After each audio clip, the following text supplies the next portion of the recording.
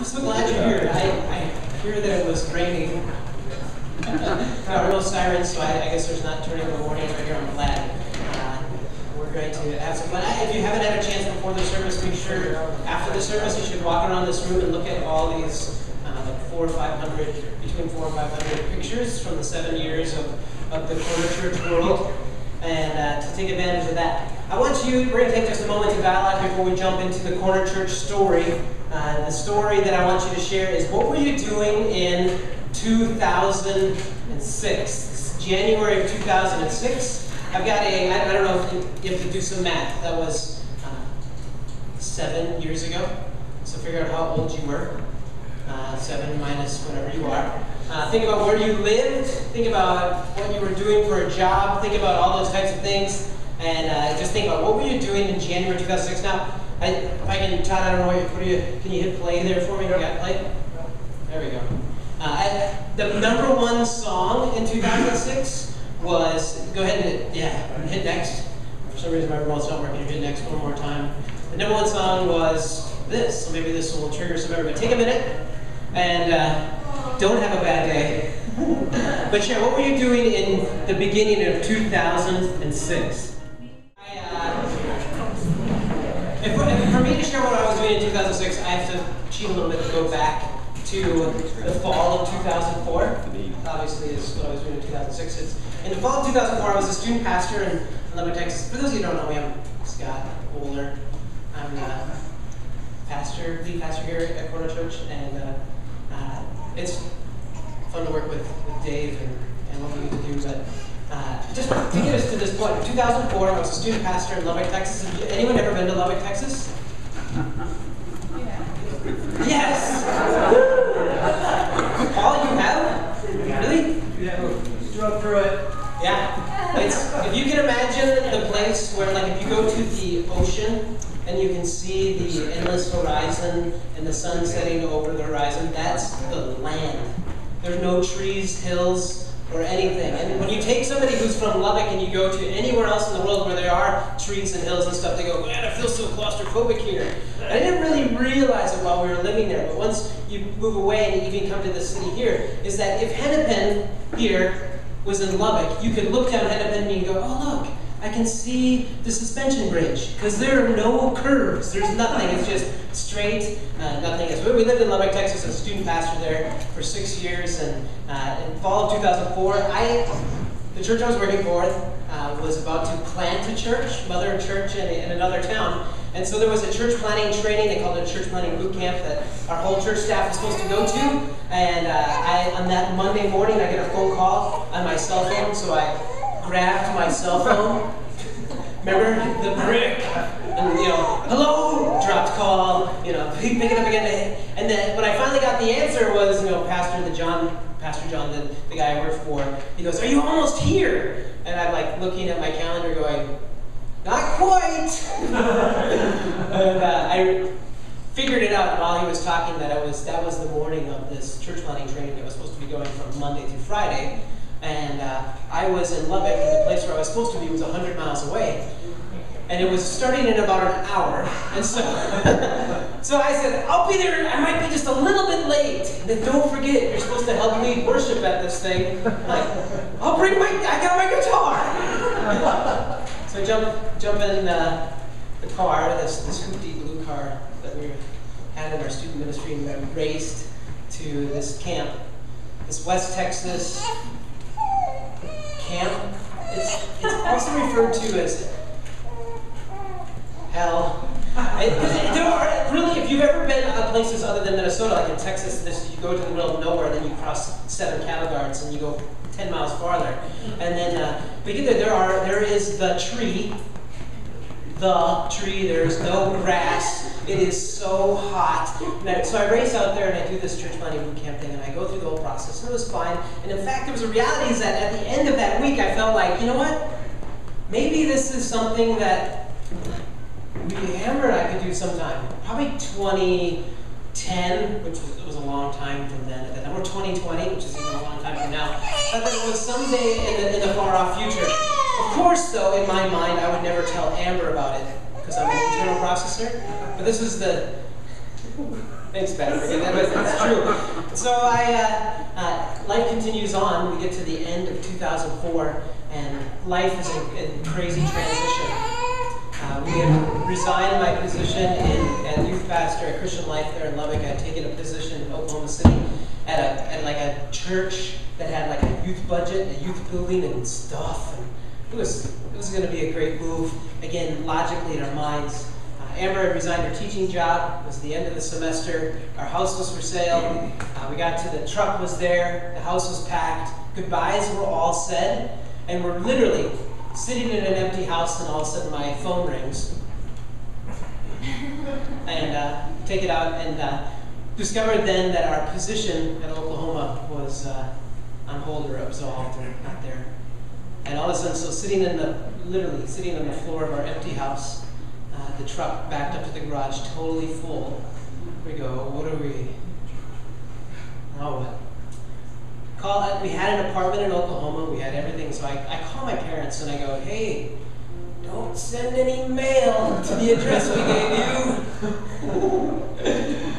Hang up on the phone, call Amber's parents, let them know, hey, what are you gonna do? We don't know. I guess we're what you would call homeless and jobless. And my parents actually called us back and said, you can come here if you want for a while. This is Lubbock, Texas, and 1,430 miles away is Upsilon, Minnesota. So we did. The truck was already loaded. We thought, you know what? This is an opportunity. We can do anything we want. This is fine. You say that, but really we call the road in between Lubbock and Oklahoma City the Trail of Tears. I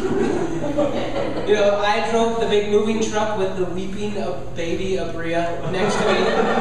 There, and Kaya and Amber were in our car driving, and the cat was all over Kaya. Get off of me! And Amber and I too, just going, man, this is really broken. This is messed up. This is really hopeless. We showed up at my parents, we unloaded the truck. Literally, we had loaded the truck to unload it a few days later, well, the next day. Like groceries, everything, all packed up. We unloaded it into my parents' garage, thinking that we would load it back up in a couple of days, also known as 10 months later. But we unloaded, and it was crazy, is that door after door after door closed. And I was considered a position, was looking at a position as a program director at Camp Lebanon. We do our fall retreats there, looked at that opportunity closed. A bunch of student ministry opportunities, those weren't happening. I called, in the midst of this, at that boot camp in West Texas, that church planting training. I met Roger Stacy, who was a church planting coordinator here in Minnesota. He just happened to be there. I called him and said, hey, we're in Minnesota. And he said, oh, that's great, we should hang out sometime, we should do something. And in that, I felt this stirring that maybe church planting is the now thing. And I remember the time, sitting on the edge of our bed in my parents' basement. This is about as depressing a moment as you can imagine. Head down, sitting in there, our kids, we're all sharing the same room in the basement. And I'm just sitting there going, well, Amber, I guess, I don't know what I can sell. I don't know what I can do. I'm working for my dad. And in the midst of this, all of a sudden I said, Amber, maybe this is the season, this is the time for church planting. Maybe now is the moment. She looked at me. And I said, no. I said, no, not because I didn't want a church plant, because he shared, so I've been talking about it with some of my friends who are church planters, and I'm like, no. If you're going to tell them and not tell the one who was going to be with you, we're never, ever going to do this. And I've learned that you never say never to God, what God wants to do. And so I said no at that moment, but I said, I will stick by you. And then a few weeks later, I started thinking about, like, okay, maybe we're supposed to do church planting. So we immediately started thinking about the process of, maybe you should tell this, is that, hey, we're close to the St. Cloud Sartell area. It's an area that I kind of know. It's post-Catholic. There's lots of needs. And yes, we'll do it in Sartell. That's where we're going to go. Let's pray about it. Let's plan about it. Let's start really thinking about it. And so we set up a meeting with at a sectional meeting, this is a bunch of pastors come together and they meet. Anyway, we came in to do a presentation talking about what we would hope and plan to do in the Sartell area. And when we got there was another pastor there talking about Sartell. We're going to plant in Sartell. We're like, oh. And the section seemed really excited about what he was going to do because they knew him, they didn't know us. And they're like, oh, well, maybe we can figure something out for you. And so they said, there's this town, down 94, that might be a great place. And they said it. And we're like, well, I feel like we've seen it when we've driven past on 94. So we're like, we'll go down there. We drive down there, and we're driving around in this podunky little town. And I was just like, no way, we are not coming here. We went on a marriage retreat. It's actually this 10-month process of living with my parents was a process of really healing of our marriage. I was very connected. I found my identity. I found my purpose in life in ministry. And I was so incredibly focused on that, I was neglecting everything else, including my own faith. And this 10 months was a process of healing in that. We went to a marriage retreat, which was an awesome thing, but incredibly exhausting. We're driving through the tunnel on our way home. It was in Wisconsin. We drive back. We were going through the Lowry Tunnel. And I remember going through and coming out, and Amber, as we're talking about church planting and all this stuff, we're actually talking about this podunky little town. We're talking about St. Cloud. We're talking about wherever. And Amber says, maybe we're not dreaming big enough. And I said, what did you do to my wife? Who are you? Because you see, the thing is that in our relationship, she's always, slow down, stop, you're killing me. Kind of a thing. But she said that as we passed through the Lowry Tunnel. And little did we know, in that moment, we were about half a mile away from where Corner Coffee and what was then Montana Coffee House, which is our first location. We were right there when she said those words. As the time continued on, we began to raise money. We met with Roger Stacy, this church planting coordinator. We met with him in St. Cloud. And as we were meeting with him, in the Starbucks in the Barnes & Noble in St. Cloud, he pulls out a napkin. I wish I had the napkin. He draws this pattern, or this shape. He draws this 94 through the tunnel. He goes to the Mississippi and says, all right, the Mississippi goes around here, and then it comes and it cuts back into 94. There's 94, 35, Mississippi Circle. This is downtown Minneapolis. We've been praying for somebody to come and plant in this area. We've been praying for years that someone would come, and no one has ever really stepped up to do that. I said, well, I guess we'll go check it out. He said, well, I can meet you. Roger said, I'll meet you there in about a week. Well, Amber and I were there in 2 days, and we remember driving down Marquette and 7th, right, very close to where we live now. And we were just looking around and going, what are they doing? We go into the Crystal Court inside of the IDS Center. We're sitting there next to the fountain. The girls are running around. And we're going, here? Really? Here? When we met Roger a week later, we drove around. And I remember very clearly leaving from the district office, which was on Portland and 12th, 11th. We drove down Park. We went down Park and we went down to the river. We cut across and we went down the West River Road. We came up 4th Avenue North and we drove down by the Star Trib production factory. We drove down 2nd Street. We turned on 5th Avenue, which is right. I remember just cutting down. We drove by the 710s, 720s, and there was no 30s or 40s then. We drove all around there. We drove over into the Loring Park community, and all of a sudden I remember that drive so specifically. I said, maybe it is here. Maybe it is Minneapolis. And from that, we went to a church planting boot camp in Texas, back to Texas. And not the same place. Not the same place, back to, not to Roaring Springs, but we were actually close to Amber's parents. And we went this and we decided Minneapolis is the spot. This is where God has called us to be. So we started, we went for it. We raised a ton of money. We had a board meeting. We have a couple of pastors. In fact, we still have pastors on our church board. We had this meeting, and we had saved up of expenses for us for our church, which was our exorbitant salary. We had raised so much to have 3 months of salary. We said, all right, we've got to be paid so that we can move to the city. We had started meeting on Monday nights in Dunn Brothers on 3rd Avenue South, the 2-story. We were having just a handful of people meeting in a Bible study up there. We had done an informational meeting. We had a couple people come to that. Maria French was one of the people that was there. Maria Esposito. No, what was it? Yeah, that's right.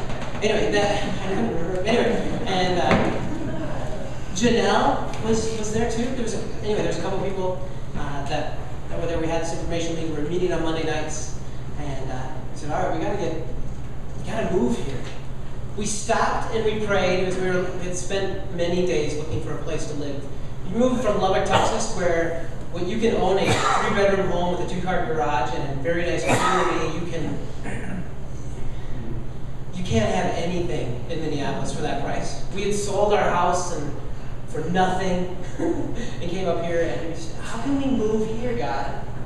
We prayed at 4th Avenue North and 2nd Street. It doesn't really go through there, but that's where we were. We stopped right by Heritage Landing. We said, God, somehow, within a couple of weeks, we actually moved into a loft within a half a block of there. And we took this 3 months of salary saved up, and here we are, 7 years later. The process didn't end there, though. As we started, and then we get to January of 2006, which was the 7 years ago moment. We get there, and when we decide, all right, we're going to start having our services. We had it that Christmas. We had a Christmas music thing at Marysburg Coffee Shop, which some people came to. That was kind of cool. Marysburg isn't there anymore. It's where IPR used to be, which they're not there anymore. But it's we did this Christmas music thing, and some people came and we said, all right, January 26th, we're going to have our first service. I don't know where. We're going to do it. I was hanging out in Montana Coffee House, which is now Porter Coffee, and I knew Rob, the owner there, and I mentioned to him, I said, man, I'm trying to find a place to meet. They closed at 5 o'clock at that time on Mondays, and I said, could we meet here? He said, sure. So we did. A year after that, after Monday nights, we started having 2 services on Monday nights. We moved to having Sunday night services. In the midst of this, all of a sudden we needed a new coffee house manager. I said, pick me.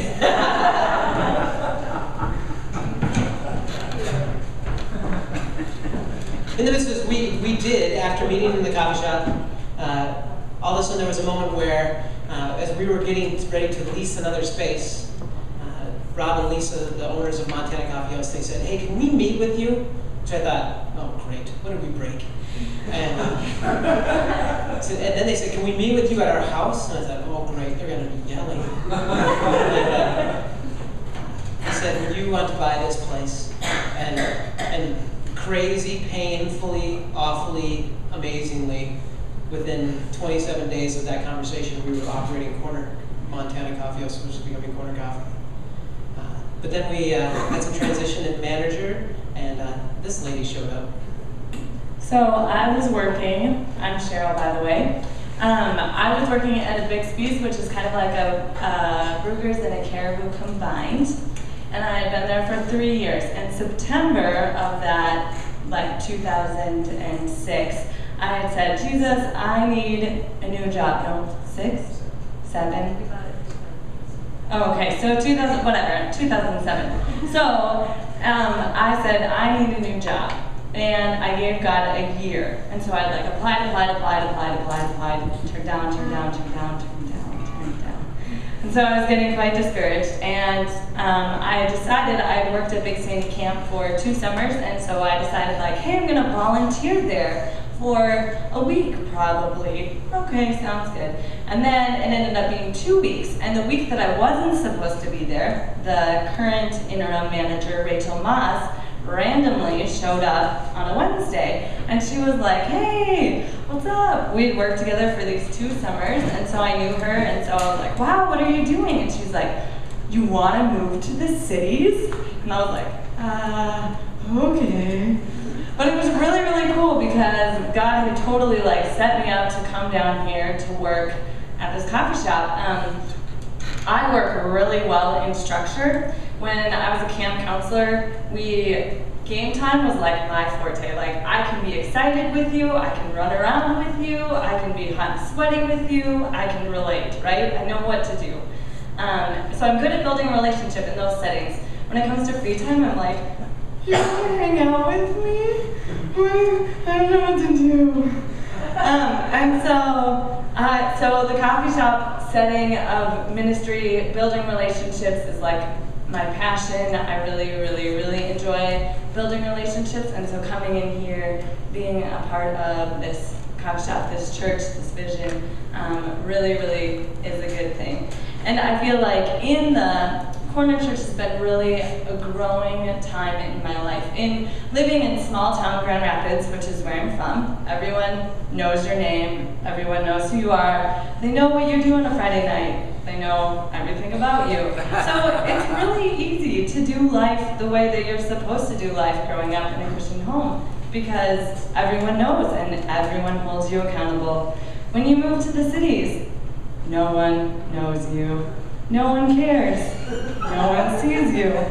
So it's been a very growing time for me, but it's been really, really cool to be a part of a community that wants to journey together and that wants to grow together, which I think is just awesome, really cool. In September of 2007, I remember this girl comes in from Northwestern College, and I couldn't remember her name.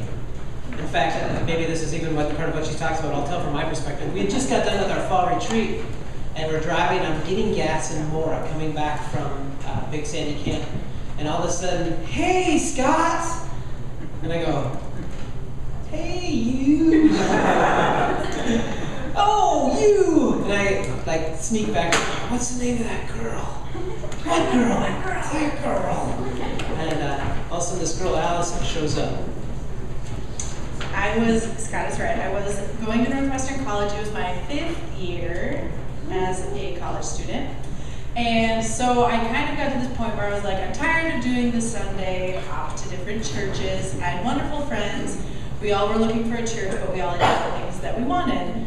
So I was like, I knew somebody who came to this church, and then I had also received a Corner Coffee gift card, come down and see our coffee shop, in my mailbox at Northwestern. So I was like, okay, I should just try it out. I know that they're not crazy because somebody that I respect goes there. So I kind of spied on them online, and I was like, okay, I can get on board with this. They don't just think they're too cool for school. And so I showed up, and I'm pretty sure most people thought that I thought the coffee shop was open, because they're like, you here for church? You know? So I got that a little bit. But I remember sitting with Cheryl, and I made a connection with her. I remember Amber introducing herself, and I do remember Scott introducing himself too. And they were buzzing about the retreat. So I was going to tell that story, but Scott told it very well. My side of that story is, I was going up to visit a friend at Covenant Pines, and they were all, and everybody at Corner was like, you should come to the retreat. And I'm like, I can't, I have this hang-out time with one of my friends. And so on the way back, I was driving with some other roommates, and we were sitting, or we're in the car, and I was like, oh, that's the pastor of that church I've been going to. So I turned to my roommate, and I was like, do I have to go say something? And she's like, yes. And I was like, do I really have to go say something? And she's like, yeah. So I was like, okay. So I get out of the car, and I go over there, and Scott's like stretching awkwardly, kind of, and I was like, I remember that, yeah. So I walk up to him, and I say, hey, Scott. And he's like, hey! And I could tell he didn't really know who I was, but then he went in for the hug. So I was like, awkward hug.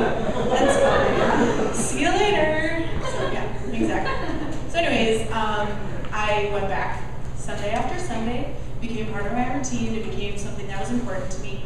I really valued the whole emphasis on community, even though I didn't really know the full scale of what that truly means. To be a part of a community, to go through highs and lows with people. But I really valued that, and I also valued the dialogue. Questions was a big part for me because I think it helps people grow, and I think it helped me grow. And then eventually I met this guy, and I didn't really know who he was because I was hanging out with Cheryl. We went into the coffee shop at night one time. There was this guy behind the counter, dark hair, kind of, broad shoulders, normal height. And I was like, oh, hey, whatever. And I thought that Dave and Jeremy were the same person because they both worked there, and they were both kind of angry looking behind the counter.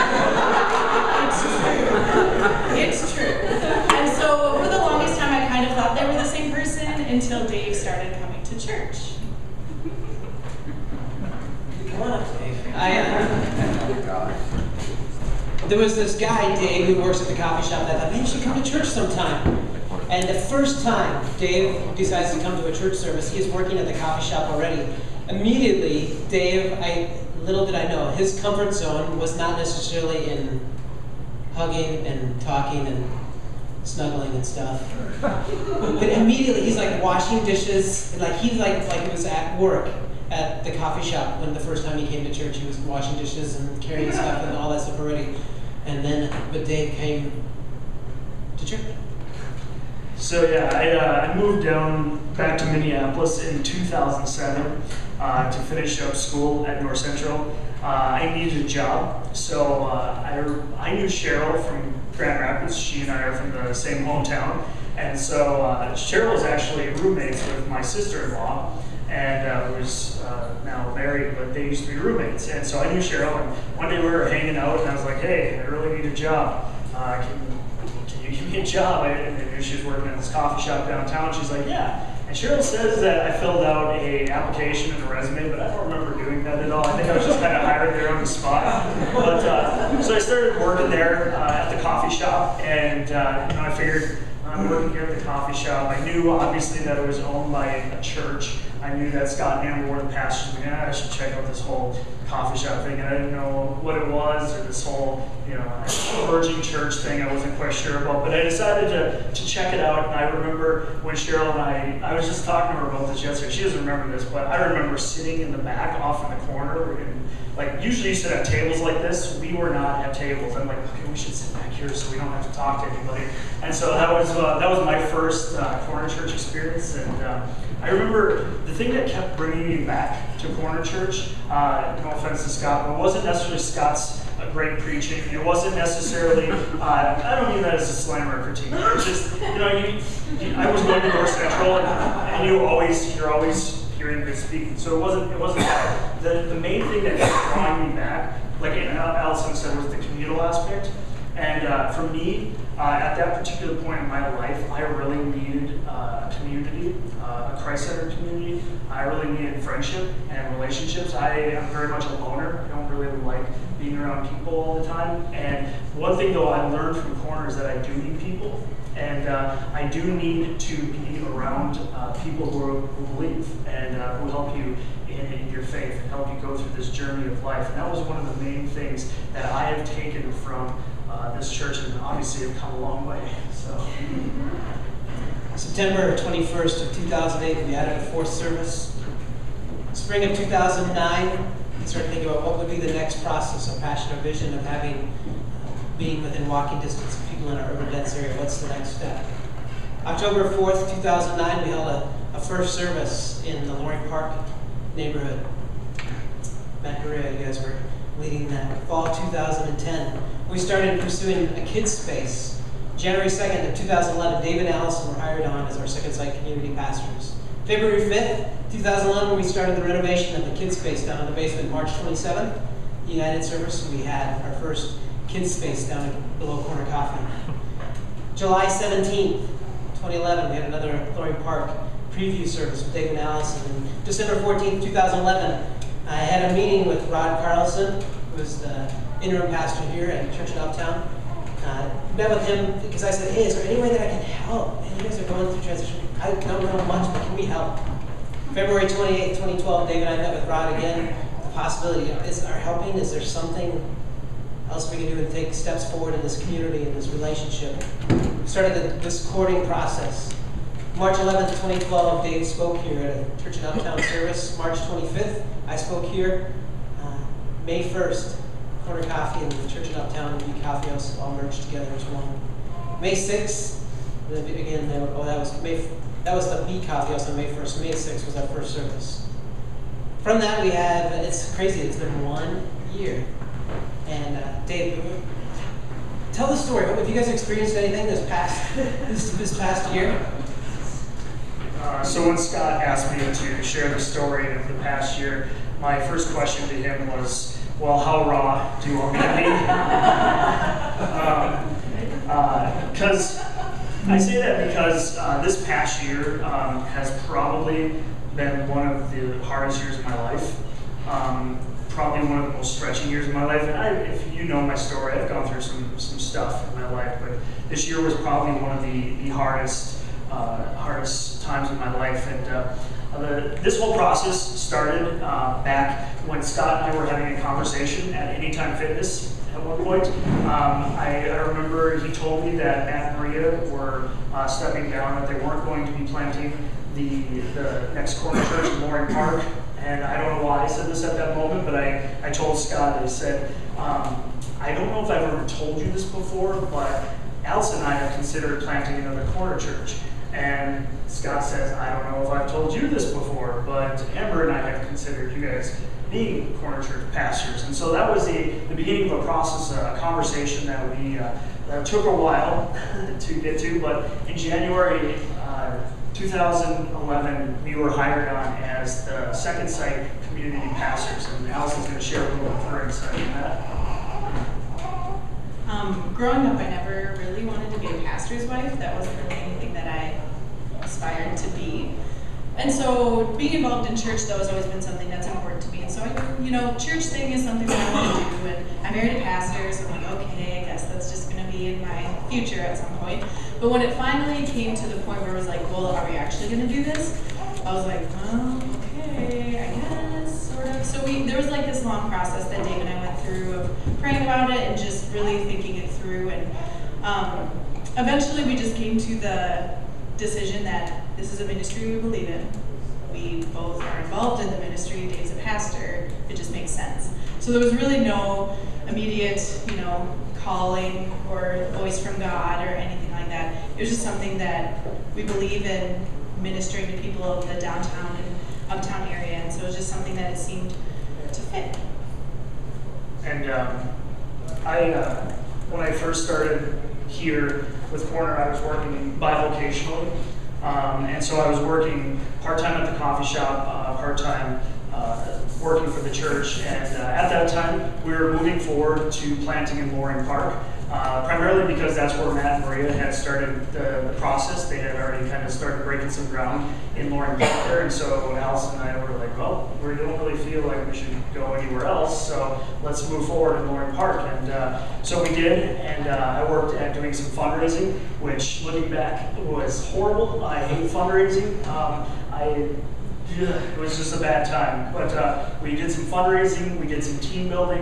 We actually had some pre-launch gatherings in the Loring Park community, the Dunn brothers over there. And we were gearing up, looking forward to launch in January 2012.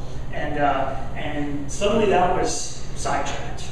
Scott approached me one day with some very interesting news. He told me that Joel Gross, who was the pastor here before, who planted the church in Uptown and started the Bee Coffee House. Scott told me that he was stepping down and he was going to be pastoring a church in South Dakota. And so there was a potential there for a possible merge between Corner Church, Corner Coffee, and the church in Uptown and the Bee Coffee House. And at first I was excited about the process. It seemed like a good opportunity. I'm like, oh, this would be really cool. But as we started moving forward, it became more and more apparent that some people weren't as excited about it as we were, which maybe should have been a red flag. I don't know. It's one of those things where you look back at life and you look back in hindsight, should we have done this? Should we not have done it?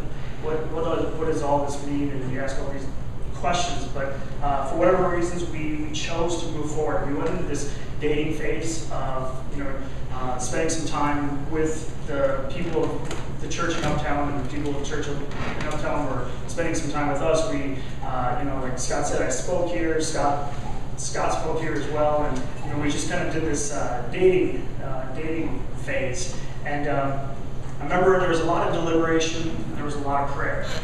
But finally, on May 1st, 2012, Corner Church and Corner Coffee took over ownership and operations of the Bee Coffee House and the church in Uptown. And I remember the first Sunday here, I got a call on Saturday night, the night before, from the manager of the coffee shop, and he said, yeah, I'm really sorry to tell you this, but there's actually going to be something going on in this room here, so you're not going to have church in here.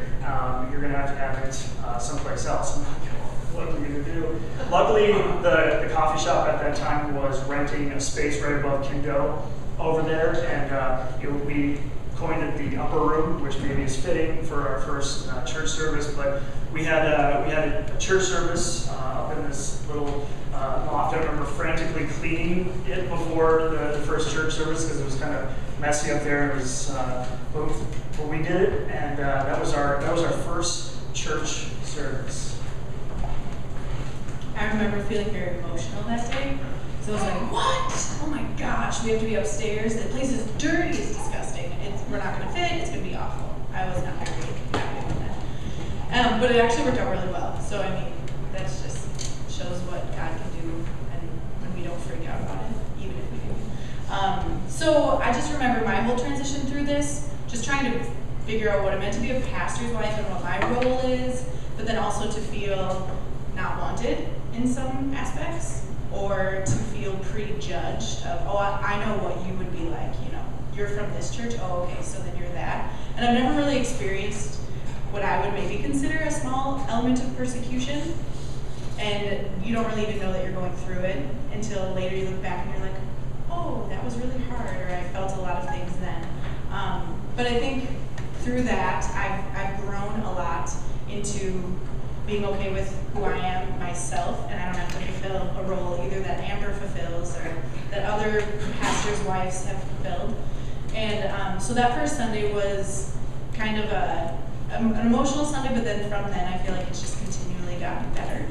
And I remember my sister and her husband showed up to that first service, and they come every once in a while, but I wasn't expecting to see them. And I remember just crying. I was like, a friendly face, somebody that I know, this is awesome. And so I feel as we've gone through this, and maybe Dave will speak a little bit more to that, just friendly faces have been popping up more and more. And it's really good to reflect back on where we were a year ago and where we are now. Yeah, like Allison said, I'd like to say that the transition was nice and smooth and easy taking over here, but in reality, it really wasn't anything but that. And though it wasn't really our intention, when we merged, every single person who was part of the original church here left, minus Christy, who for whatever reason has chose to hang in there with us. And I mean, I just wanted to give you a special thanks for just hanging in there with us and being a part of our church service this last year. You've really meant a lot to us, probably more than you'll ever know. But everybody else left. It was a church of probably 20 to 25, maybe even 30, and everybody left. And on top of that, all the employees that were working at the coffee shop quit within the first 2 months. I remember coming in one day and two of the employees simultaneously told me that they were quitting. I don't know if it was to stick it to me, but I remember feeling like somebody had kicked me in the stomach. And I was literally like, I was trying to put on a face and going like, that's fine, you know, but I was like literally holding back the tears at that moment because it was just kept coming in these waves, and I was just like, I don't know what to do. And I think as I look back over this last year, I can honestly say that I wanted to quit many times. Scott and I have had some conversations where there's probably been some tears also involved, going, I just don't know if I can do this. I don't know if I'm cut out for this. I don't know if I can handle this. It was an extremely painful transition, and I know it wasn't just on my part. I know that Allison felt a lot of that. I know Scott and Amber felt a lot of that. I know a lot of people who were part of the original church felt a lot of hurt and a lot of pain. It was a painful transition. Again, I don't think anybody meant for that to happen. It just kind of happened that way. And I remember when I come here, I literally feel sick to my stomach. I remember showing Allison my hand a couple times as I'm shaking, going, I don't know if I can go in there today, because I was so afraid of what might be said to me, or what kind of critique I was going to get, or who was going to quit, or what machine was going to break down, all these different things, and it was difficult. And I remember at one of the lowest points, Scott Angus actually was there for one of my lowest points. We were having a church service in here, and there was about 6 people in the service. That's me and Allison included into that number. And Scott Angus comes and shows up, and we hung out that Friday. I think maybe the next week, but whatever. We hung out, and he's like, so I'm thinking about sticking around and helping you out. What can I do? And I'm just like, just be here, man. We just need people to show up on Sunday. Just show up. And he did, and he kept coming back, and he's been here since for a few months now, probably about 6 or 7. But somebody asked me the other day. They said, is this, how are things going at the meeting? I always get that question. I never know how to answer those kind of questions. Like, do you want the honest answer? Do you want me to, tell you that, what do you want me to say to you in this moment? But as I look back, I do have to say that, kind of like Allison said, I see it's been a roller coaster ride for sure, up and down. But I do feel like there's been this kind of steady incline of going up, and it's been slowly moving forward. And I can't really describe to you, ministry is a very difficult thing to define, like what success is in ministry. But I have seen some successes, and we've even seen some really cool things like the remodeling, putting in new windows, doing a lot of painting, new furniture. We've gotten, new sandwich board and cooler. We raised money to start doing made-to-order sandwiches here, all that kind of stuff. And we've seen progress. We've seen the numbers, I guess, are up a little bit, and that's progress. And it's the biggest thing for me, what I feel in the overall success is just a change in my own spirit, because there was some dark times. Like when I met Scott, and so yeah, not because I met Scott, but just around that particular point in time. Dave and I were trying to think of a lot of positive things that have happened here since we merged with the church in Uptown and kind of took over ownership. A few things that I can remember is we took a community bike ride around the Uptown area, met at the Tin Fish. I remember Candace and Paul were there with their kiddos, and that was a fun day. We did a clothing swap this winter with a bunch of ladies, took ownership of that. We have done a karaoke night, which I think was one of the funnest events that I have ever been to at Corner Church event. We had a missions benefit, numerous art shows, live music, foodies events started, and the group started. There's been a lot of community connection. People getting to know each other, people coming from the community who live here, and getting to know other people and making connections, and that's one of the best points, I think. We had an Earth Day cleanup last week, 2 weeks ago, and then there's some new music stuff coming up soon in the summer, coffee and covers.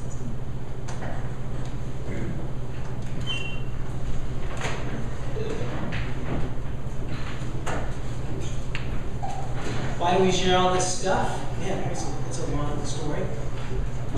Why do we share it? Thinking about it too, for me, even as Dave and Allison shared, like this past year, ministry has not been easy. A couple of times I've talked to John, the pastor I work for in Texas, and I've said to him many times, and I've said it many times this past year, saying, man, I am sorry that when I was a student pastor at your church, I thought, why don't you do anything? Why don't you just fix it all? And lots of respect.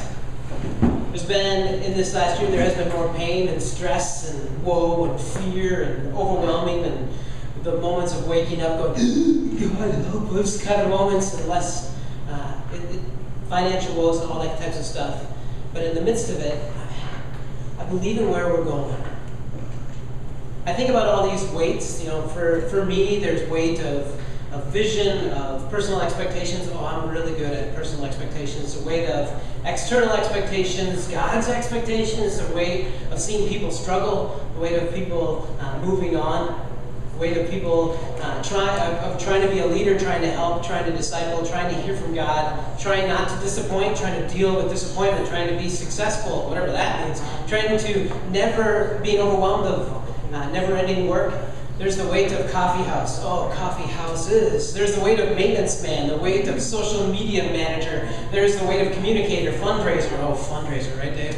David's going to take care of all the fundraising. graphic designer, interior designer, graffiti remover, vision caster, social connector, weights of husband, dad, of uncle, neighbor, of community leader, weight of all this stuff. And it just led me to Exodus chapter 18. This moment when Moses was trying to impress his father-in-law, I thought this really encapsulates something for me in our vision. Also, his father-in-law comes to the Exodus is taking place, the plagues. I love the plagues and the crossing of the Red Sea. The Pharaoh is a great song, but there should be another verse of all the dead bodies floating in the water. Anyway, but they cross over the sea, and in the midst of this, Jethro comes out and meets up with the Israelites there. And in the midst of this meeting, Moses is going, "Oh, my father-in-law's here. I'm pretty important. I used to be a shepherd boy off in the wilderness in the corner. You're a shepherd boy. And now all of a sudden I'm leading this mass of people. Look how important I am, father-in-law." And so there it was. He would stand in his place from very early in the morning to late at night, and they would come to him continually. "Hey, what are we supposed to do about this? What am I supposed to do about this? We have this dispute." Moses would answer everything. There was thousands of things a day of answering. What are we supposed to do? What are we supposed to do? And I'm sure the whole time Moses is going, "This is sweet that my father-in-law is here seeing me, how important I am."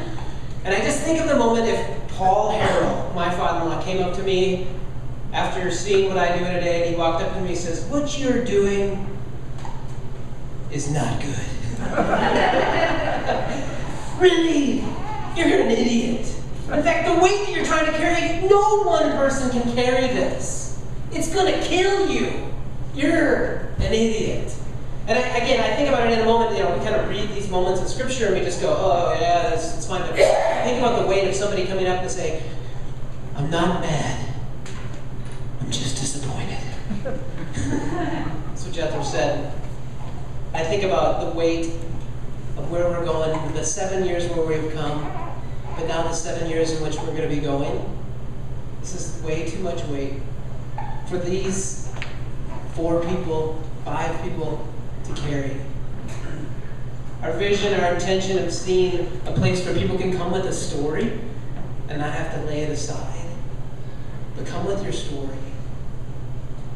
Connect with people that also have stories, and in the midst of this be introduced to Jesus. Not a Jesus that goes, "You better look like, act like, be like," well, don't really be. You just gotta look like. Jesus is not an interaction with a Jesus that wants to polish up your outside, but somebody wants to see steps in your insides of who you really are. Can you imagine a church and a community? Can you imagine the story where people within walking distance of this community just go, "Oh man, there's people over that have a connection to this church, and they just are so real." Now, Dave is real. Allison is real. I try to be real. Amber's real. This is not a weight that I can carry. It's not a weight that you can carry. One person can carry. Can you imagine the moment when we expand and to go forward into another community? If it'd be another couple blocks in downtown, if it'd be another place, this is not a weight that I can carry. It's not a weight that we can carry. Can you imagine where people are truly being discipled? Where everyone is in relationship saying, "What do I have? You've to offer you in relationship with other people and seeking relationship with Christ." And everyone is being discipled and discipling. Can you imagine a community where we would stand in the way and say, "Isn't it crazy that there are people in our community that aren't being prayed for?" That can't be. There's people that are surrounding us, coworkers, neighbors, friends, that no one in the world is going, "God, will you help?" If we pray, I can't do it. I can't carry it all. Can you imagine a community where it's not about just going to church and checking off a box, but it's about being the church, not just on a Sunday during a service, but being. Can you imagine where we would accomplish needs of social justice, injustices that are happening in our world, in our community, and globally, that we are really accomplishing those things? Can you imagine where biblical truth is being taught? Can you imagine where we are living in the present, not in just some overwhelmed future? Can you imagine? And I think the problem and the challenge with that, for me, the overwhelming challenge in that is that I really like cheap things that look cool, right? I love things that are cheap and don't cost anything. I like cool stuff that looks cool but doesn't cost anything. And I tell you, the thing that I just wrap up this in the days that I come and lead us in communion is that the goal of Corner Church is not to be something that looks really cool but doesn't cost anything. This is not what God has called us to be and to do in relationship with Him. This is not just about Corner Church, stamp this, raw kind of moment. This is a moment as a follower of Christ. It's not about being a part of something that looks really cool but doesn't cost anything. In fact, Jesus says continually, listen, you got to take up your cross. You got to surrender your life. True life comes when you lay down your life before Him. And for us to accomplish what God has called us to do, it's not by we are going to look even more cool, and it doesn't cost you anything. Truth in relationship with Christ, it costs you everything. It costs you everything. That's what God has called us to be to do. Now, how do Dave and I lead this? We can be really dynamic. Dave and I are really dynamic. We have S's tattooed on our chest. we speak loudly and cut to the, I can't motivate. I can't lead for another 7 years to see a community change. If we were focused on Christ, that's where it really happens. We're going to celebrate communion together. Again, this is not about Dave, and Allison, and Scott, and Amber, and Cheryl have really done it. But the moment is that when we really look to Christ, then it really happens. I would say, don't look at us. Look at Christ.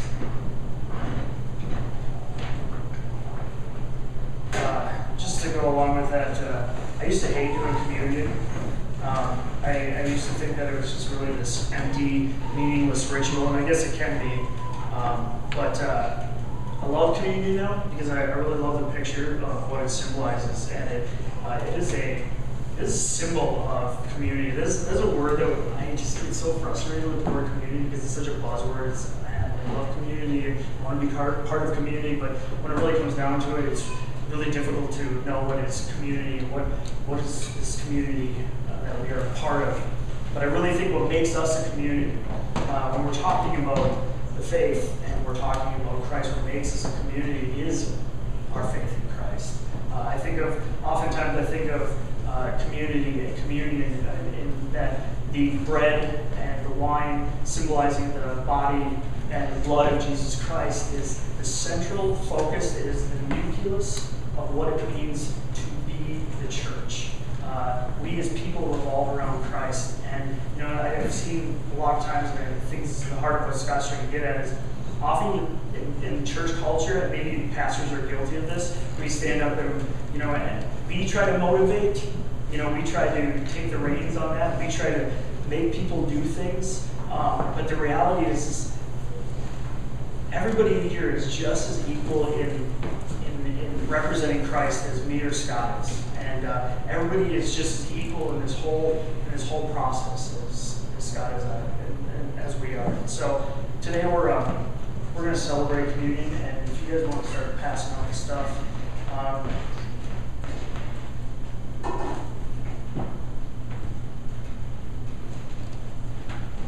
the reality is when we come together and we gather, just take a moment to remember the central focus here. Take a moment to remember Christ, His life, His death, His resurrection, because ultimately this is the reason why we gather as a church and as a community. And so I'd encourage you to remember that process as we go forward.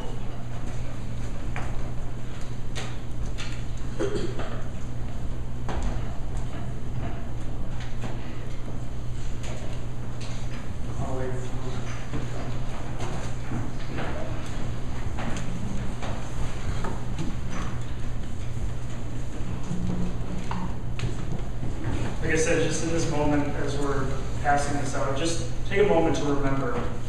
Take a moment to reflect on Christ, on His death, on His resurrection, on who He is. Just take a moment to think about that as on a land plays here.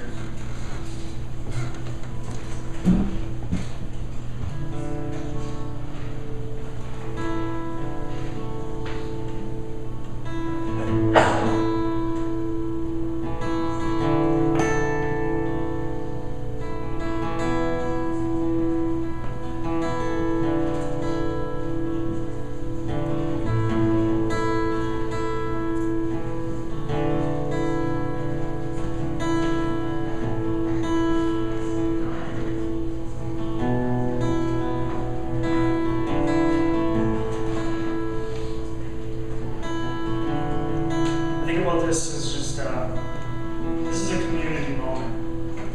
This is a communal moment. This is communion. And I'm going to read this passage. You're all familiar with it. For I received from the Lord what I also passed on to you. The Lord Jesus, on the night that he was betrayed, he took bread. And when he had given thanks, he broke it and said, "This is my body, which is for you. Do this in remembrance of me." Father, in this moment, I just want to remember. I want to remember why we're gathered here. I want to remember not just the story of how we as a church got here, but each one of us has this story about why we're here in this moment. Every one of us, if we were to sit down, there's a reason we all came together in this place tonight, which is so interesting to me that there's a story behind each one of these people that are here, and somehow we all ended up in the same room, the same moment in time. And this is kind of a strange thing. And just think about you and the process of how you bring things together, how you knit things together, and how you knit people together, and just celebrating you in the midst of our community. Lord, thank you for your broken body. Thank you for allowing that to happen. May you eat the bread.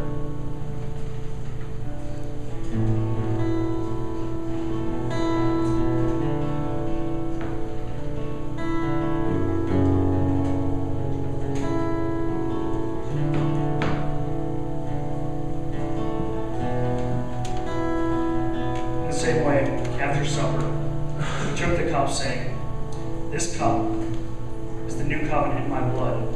Do this whenever you drink it in remembrance of me. For whenever you eat this bread and drink this cup, you proclaim the Lord's death until he comes."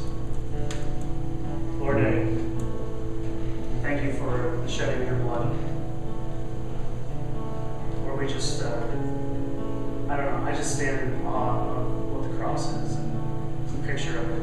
It's just this sacrifice that overwhelms me so much. Lord, we thank you for what you did.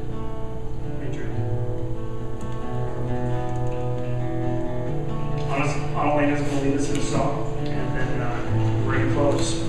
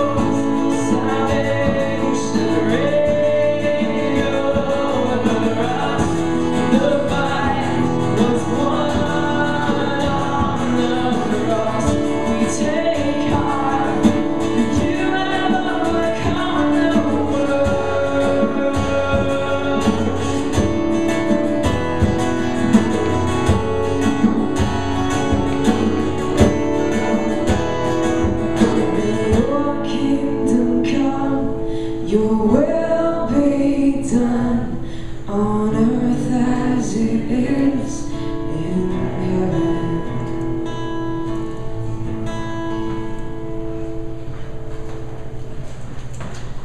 Encourage you to check out all these pictures. You'll notice that these pictures that are on the wall are not of its people.